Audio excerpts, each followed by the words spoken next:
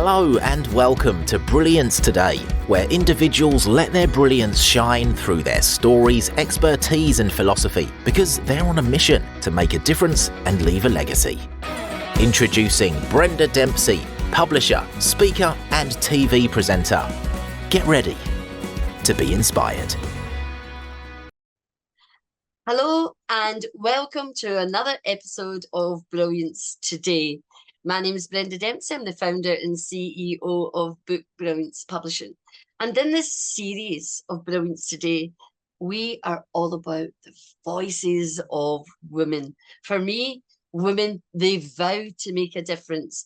They vow to lead with purpose, and they vow to love wildly, passionately, with all of their heart as servant leaders here in this wonderful world that we call home. So today I have an extremely wonderful woman who I've had the privilege to get to know over the last, 6-9 months or so. And I'm so proud and so honored that she is part of the Voices of Women. And who am I talking about? I am talking about the wonderful, the amazing, and the brilliant Carolyn Rubin. Hi, Carolyn. Hello, Brenda. Thank you for having me. And I am honored as my own to be a part of Voices of Women. So thank you so much for that inclusivity. It just means the world. So appreciate it. Thank you very much.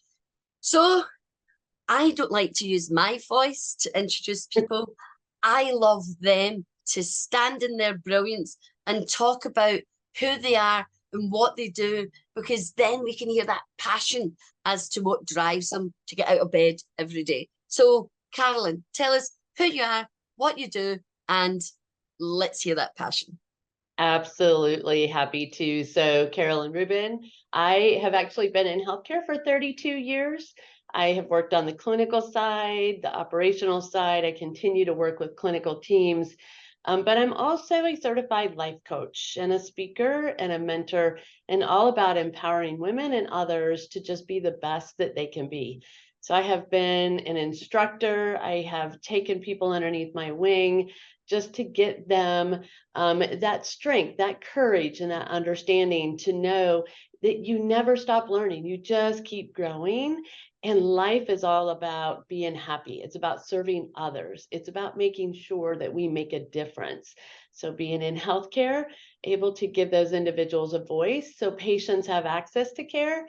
And we are fabulous patient advocates to make sure that they receive total care, both on the clinical and the financial side. So been extremely busy over the last 32 years, but really just loving everything that I do and getting engaged and involved as much as I can in order to make a difference. Yeah, and that's it. Being mad, making a difference. That's who we are. You've got to be a bit mad to put yourself out there and to use all those skills and the expertise, the education that makes you you, and knowing that you can make a difference and support others. So what is it about you and your style of leadership that makes you different from maybe a male counterpart? Am I allowed to say that these days? I know, it's Voices of Women. Let's do it. What is different about me? I am very transparent. So what you see is what you get. But I'm also very honest. I'm also very resilient. And I'm going to make sure that everybody gets that little bit of loving touch to make sure that they're successful. When I got into healthcare, I made a promise to my grandpa that I would always put others first and always ensure that I was listening with my eyes to understand what they were saying and to make sure that we set them up for success. So from a woman's standpoint, I think we understand that a little bit better. We know how to empower individuals to really embrace life and embrace what it is that they want out of life, and to continue to be successful and never to give up. So I have a motto I live by every day I go to work. I walk through the door with the eyes of another. If I do that, I will always be successful. It drives me every day. I get up every day knowing that, and I share that as much as I can. Oh, that's wonderful. The eyes of another. Do your work through the eyes of another. And that's right. It's always about putting, I talk about clients or authors or whatever. It's putting them at the heart of what you do, and that's servant leadership, because you can bring your wealth of experience and education and expertise, as I've already said, to any given situation. But when you listen with your eyes, because people can say things, but I think certainly as you age and you mature, you realize that people say things, but the body language is totally different to Exactly right. the message that they think they're giving out. But in terms of being, a professional, a woman in business, a leader, what are the unique traits that you cherish more than anything, and that equally are the traits of someone who's successful? What traits would you say that you would like to spread that word, to say to people, if you try to be X, then, the if and then statement? What are the traits that make Carolyn Carolyn? I think being genuine and making sure that everyone has that opportunity. When I work with other women leaders or individuals who just want to be the best leader that they can be, it's making a difference to step back and say, tell me why. So understanding their why, about what drives them, right? Where do they want to go? Where do they see themselves? And what do they think is holding them back? How do they feel stuck?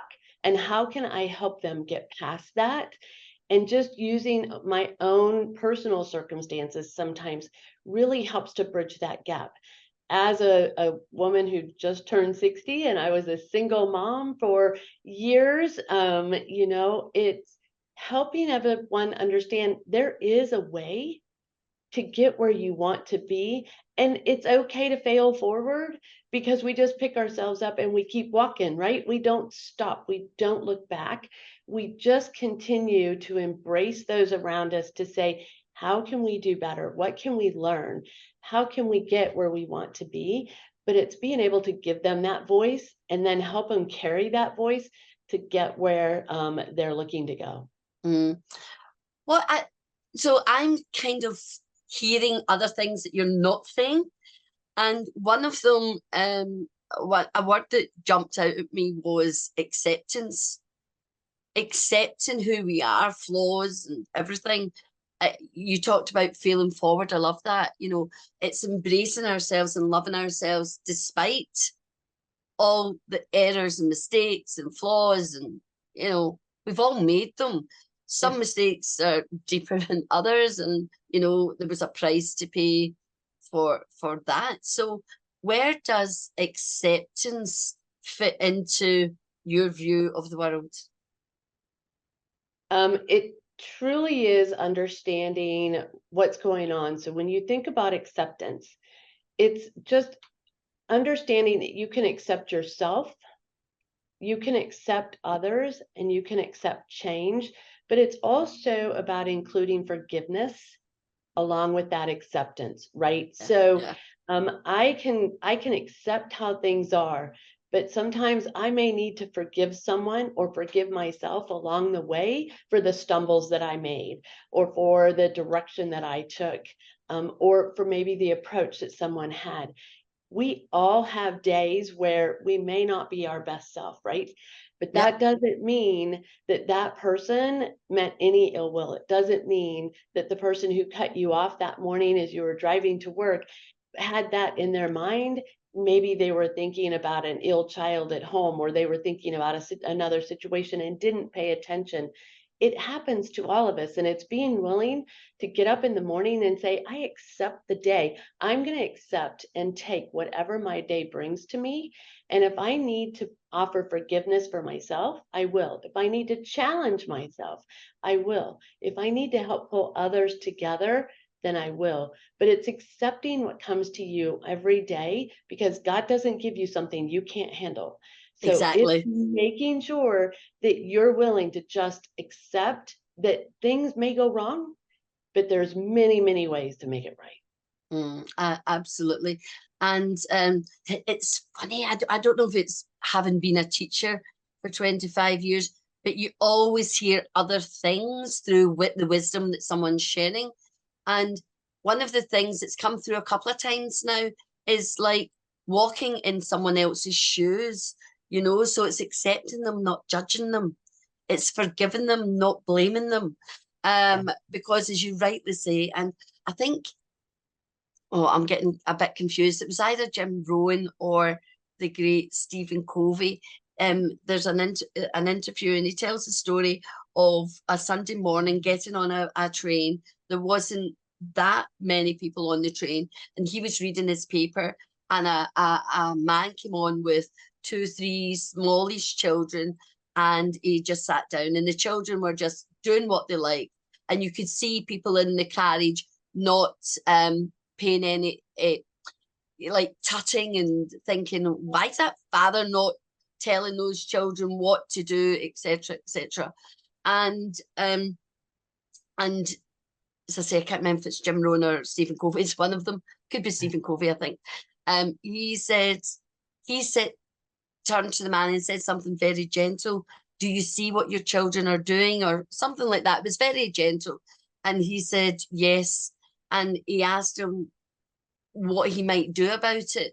And the man turned around and says, well, these children have just left the hospital where their mothers just died. You see? So when we know of these reasons and those shoes that someone's walking in, it opens up a whole new avenue and field for forgiveness, and to realize, okay, this isn't the time and place to be chastising those children. It's their communication and it's their way of dealing with what's just happened to them. And I think if we open our minds more like that, then the world might be a kinder place. Exactly right. It truly, that is exactly right. I mean, it's being able to have that clarity every day, to just understand some days it's going to rain, some days the sun will be shining, some days the wind may be blowing. We can't control all circumstances, but if we step back and take a moment to understand what's driving those circumstances, then we have a different outlook. We have a different way that we're going to present ourselves, and that we're going to make things possible. And being able to take others and mentoring them, that's exactly the approach, right? It's stepping back and understanding what is their why and where do they want to go, but then helping to also understand what are some outstanding circumstances or outside circumstances that might be driving where they're at, or that might prohibit them from getting where they want to be, and being able to help them just understand that it's okay sometimes to just have that moment and write it down, journal it, put it in, down on a piece of paper. I love to tell my mentees, if something's really getting to you, if it's really bothering you, write it down on a piece of paper, set it off to the side, come back a couple hours later and take a look at it. If it still matters, then understand the why it matters. If it doesn't matter, tear that paper up, throw it away, and know that that thought is gone forever, and just continue to move forward. You're just talking about a strategy. You hear a lot about journaling today. And I remember as a SENCO, so that's a special educational needs coordinator, so working with autistic children and children with other neurodiverse conditions. And we had a young child, and they had such temper tantrums because of their autism.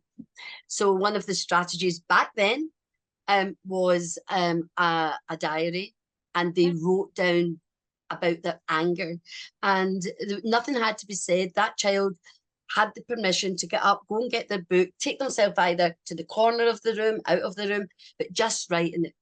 And then by the time they'd done all that, got it out the system, they came back and could function again as part of the class rather than disrupting it, you know. So all these things, you know, the wheel's been invented. That's what I think I'm trying to say. Yeah. But we just find ways of bringing them back into popularity, and certainly writing something down, putting it aside. If, as you say, what you did, you know, rip it up, it doesn't matter, or start questioning why it does matter. So you're a woman of influence, but who influences you? Oh man, I will tell you that my entire life has been influenced by my mother, my grandpa, who I no longer have, but also many other individuals that I've had an opportunity to work with, to be friends with, to become colleagues with. You know, when you look at, so I'm going to take my mother, I'm just going to step back for a moment. We grew up on a farm, and it was my mom and I. We would go out and milk the cows and gather the eggs and feed the animals and work the garden. My mom never, ever had something bad to say. It was always positive. It's always about how do we lend that helping hand? How do we help others, our neighbors, our friends around us? My grandpa was the same way, and I would just lean on them to say, make me a better person, help me be that inspiration that others need, and I want to continue to provide. So it's, making sure that people know that there are people they can count on, so, and it doesn't have to be in a business sense. It may be in a friendship. I'm happy to pick up a phone call. I don't care what time of day, night it is, if somebody needs an ear. It's having that ability to let them know it's okay to be human and influence them to get on and to get past and to move forward, but also to have that empathy to let them know that it's okay to feel the way they're feeling, but to look at the circumstances around them. Being a single parent, it was easy for me to almost fall into a woe is me type situation. And I wasn't going to have it. I had two beautiful girls that I had to make sure that they enjoyed life and they understood that life was about being happy. It was about being joyous. It was about helping others, even if we were having a bad day. So it was about giving, even if we didn't have something to give. A smile costs nothing. Exactly. That's what I always really, say. A smile costs nothing. So yeah. you're best smiling. And actually, it reminds me of another American lady that I've worked with in the past through writing. And she's a doula. And so she's helped deliver thousands of babies over her 70 odd years, you know. And that's what she said. I mean, she said so much adversity. It's like you just can't believe what she's endured, and resilient and strength and all of that. And I want to share, and and your story reminded me of it. You see, my mind's always finding something else, isn't it? And that was, it doesn't matter what's going on in your own life, even when you're in adversity. When you take yourself out of that and go and help someone else, you leave that adversity behind, and you can only grow and be more positive. And do you know what? She's an amazing human being. And I find her highly influential because of her simple and beautiful way that she thinks. And your story reminded me of that. Thank you.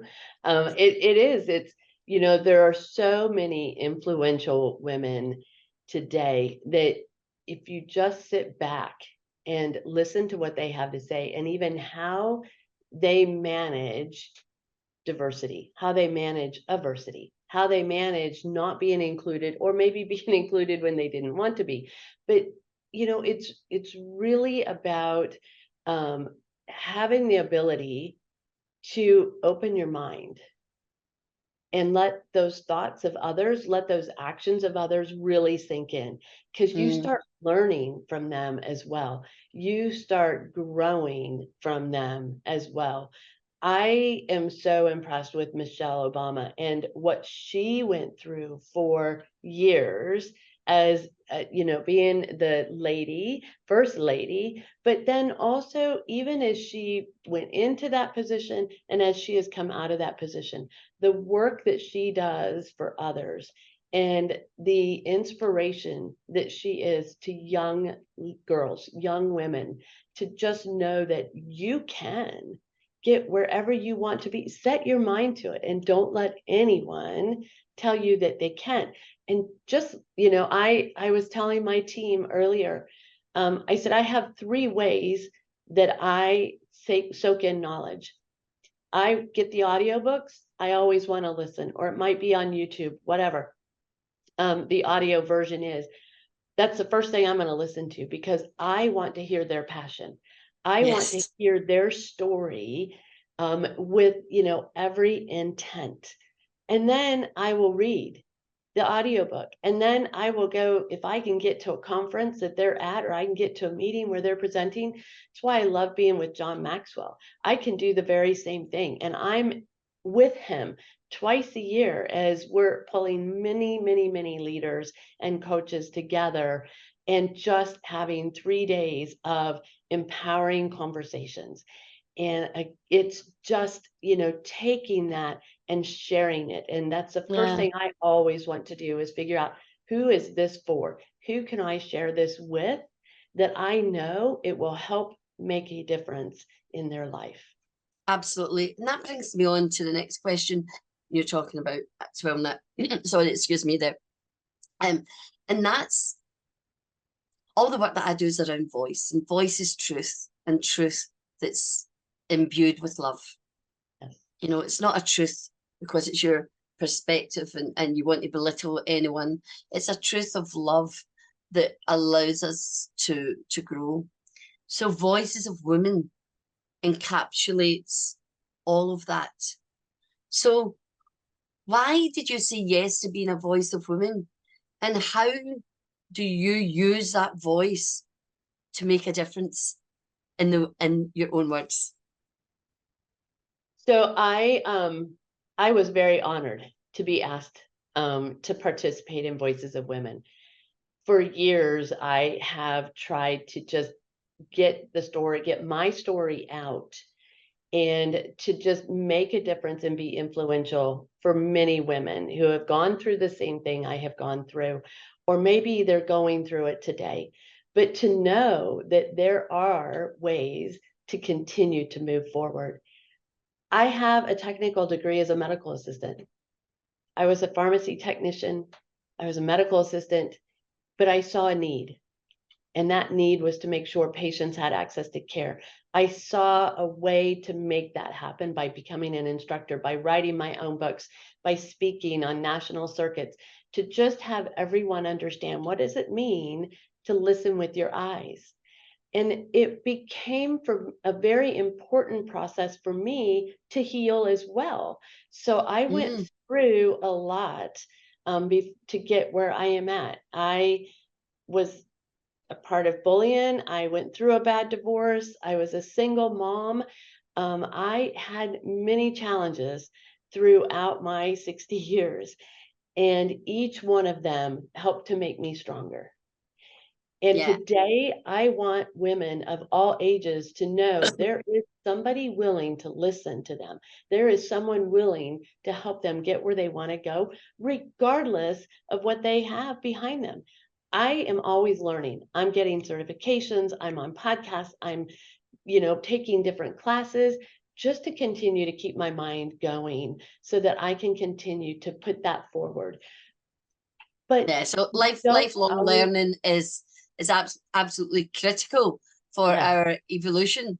And you've said it, we need to listen, we need to read, we need to talk, we need to immerse ourselves in positivity. We need to be around the people that we're aspiring to be like, you yes. know, and it doesn't happen overnight. And that's one of the things I was talking about yesterday. But I also want to tell you what you've just reminded. You always bring another little story out. And I'm working with a client just now, and her mantra is, do not let your background define you. That's right. Because despite, I don't want to say too much about her story because we're in the middle of putting it all together, But despite her background, despite everything that she's been through, and it is a lot, she is achieving wilder than Right. she could even have imagined. She's learning to say yes to opportunity that she knows is going to nurture her and allow her to grow. And, you know, I do believe when women, first of all, find that value in themselves and that worth, it's worth the investment of time, effort, and even finances to make that difference, to grow. Because, you know, bamboo takes 5 years even before the shoot rises. So let's realize it's always a long-term goal. It's always enjoying the journey. And it's always about that learning and keeping, you know, enjoying the journey, having the goal, and just doing what you can to make a difference along the way. And do you know what? You actually go beyond that initial goal, you know. So listen, I want to find out about some funny stories. Can you share with us a funny story that always brings a smile to your face, makes your heart sing, or just makes you think, oh, it's great to be alive? Yes. So one of my favorite stories is when I started out as a medical assistant and I was working in an urgent care center. And I was on for an early morning shift and it was over the weekend. So I'm coming in, and shortly after we opened, mom brought a little boy in who had fallen, split his head, was going to need stitches. The physician there was all about making sure people were trained or people could learn a new skill. So he brought me along so that I could help with stitching up this child because I had been trained that in school as well. Well, we get to go and we're underneath this big light, you know, so that we could really see. And the doctors, I've got everything all cleaned up, made sure the patient was ready for the physician. He comes in and he starts to suture the patient. And we're underneath this light and I'm getting really hot. I hadn't eaten yet. And I just knew that I needed to step back because I could feel that I was about ready to just pass out on the floor.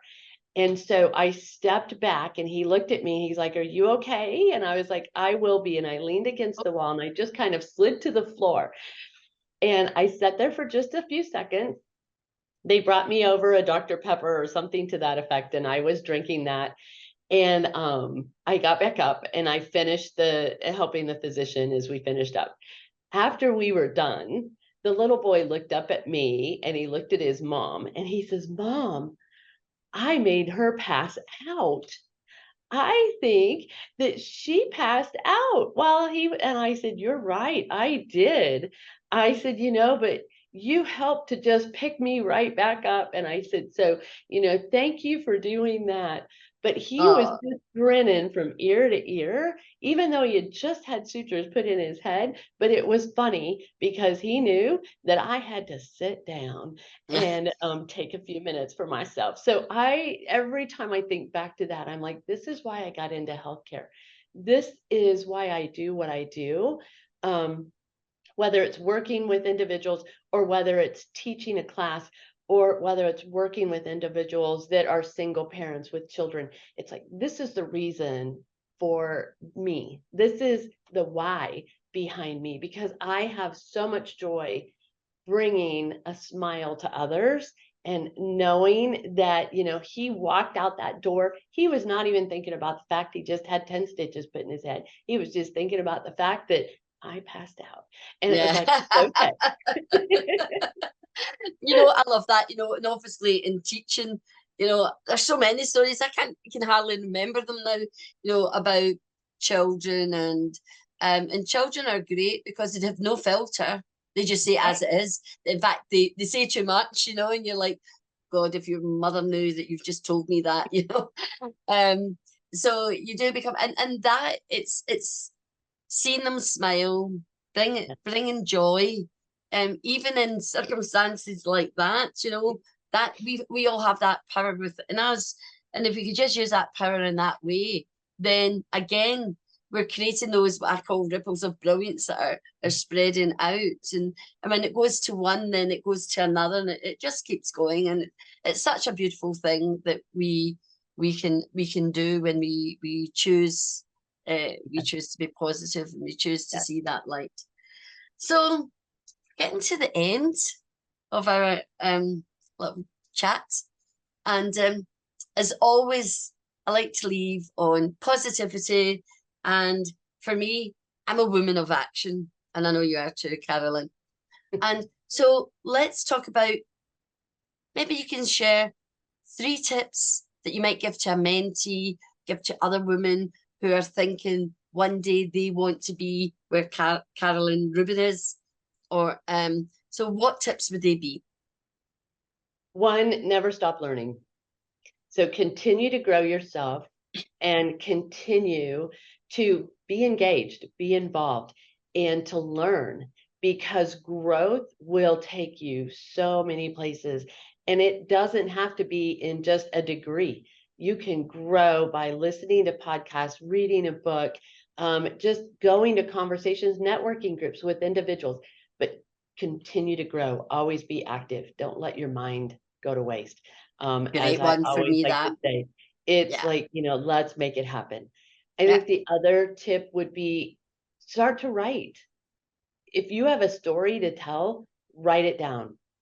One of the best things that I ever did was to start writing and being able to tell my stories and to be able to help others. But at the same time, you learn more about yourself, and you will find that you learn things about yourself you didn't even realize were there until you started writing it down. So write a book, write a chapter, be a part of a newspaper or a magazine, whatever it is, or just journal, but write it down and take pride in everything that you have accomplished, everywhere that you have gone, and where you see yourself going. Absolutely, and I was thinking in the last 24 hours a lot about people come and they write book, and maybe they're first time authors, and there's an expectation that they'll just sit down and write, and they're going to write this brilliant book. Of course, they've got an editor that can help polish and shape the book. And I was just thinking about it.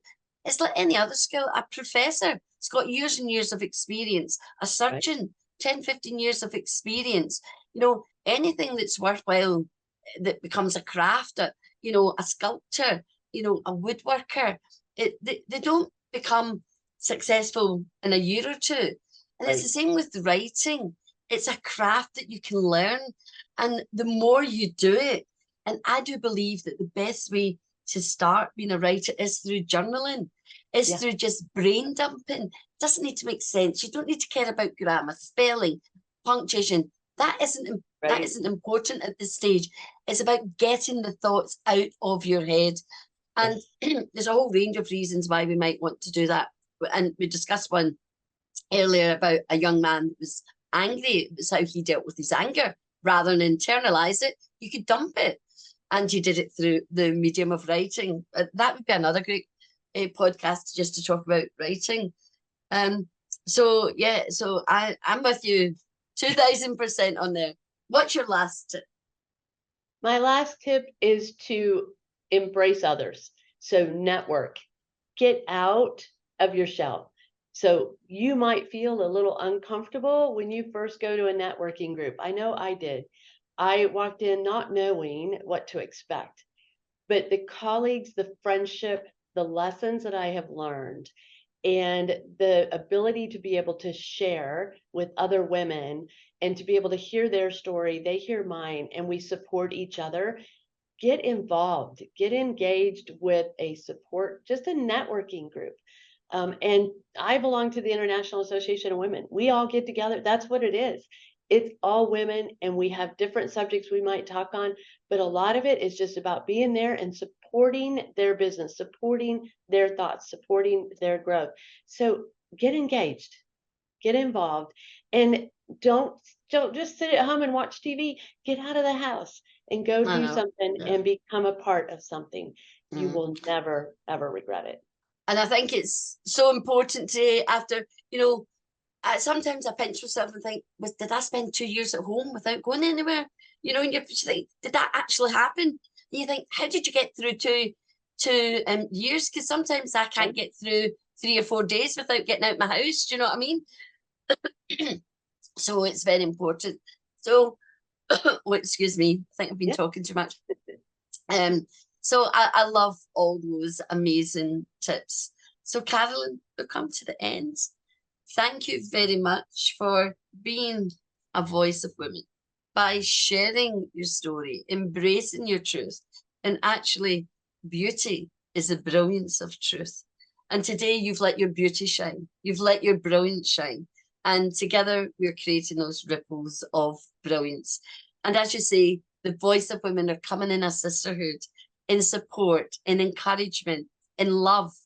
So we together can create the ripples of brilliance across the world and make a difference with our stories, our experiences, and just that whole humanity of making sure that we are not forgotten. And those legacies certainly come through that writing. So thank you very much. Is there anything you would like to say? I first want to say thank you, Brenda, for the opportunity and for just having, Brilliance Today, for putting the voices of women together, for putting that opportunity out in front of many of us to share our stories and to share our voices, and to just know that you are there at the top, just helping to inspire so many women to just be, out there and to not be afraid, to just make it happen, right? And that's it. That's it. That's my purpose. It's my purpose. That's exactly right. It's and not even work. It's nothing of that. It's about just doing what you can and with what you've got, and just doing it, not caring about what other people think, because there'll always be people that say, oh, you can't do that. And it's like, as soon as somebody tells Brenda she can't, guess what? Watch me, I can. I do the very same thing. It's like, don't ever tell me. Yeah, we're sisters. We're absolute sisters. Well, everybody, look, so you can see we're trying to wrap up this show, and we're still chatting. Anyway, thank you for listening to this other session of Brilliance Today and the voices of women. And I'm looking forward to getting your feedback. Please reach out to the guests, tell them how fabulous they are, how brilliant they are, and see what relationships you can just nurture and foster through a simple reaching out in sisterhood. So until the next time, this is Brenda saying, be brilliant, much love, and next time, to the pip. That's it for this episode of Brilliance Today. Thank you so much for listening. Please don't forget to subscribe and leave a review. For more information or to contact Book Brilliance Publishing, visit bookbrilliancepublishing.com. And remember, do different. Be brilliant.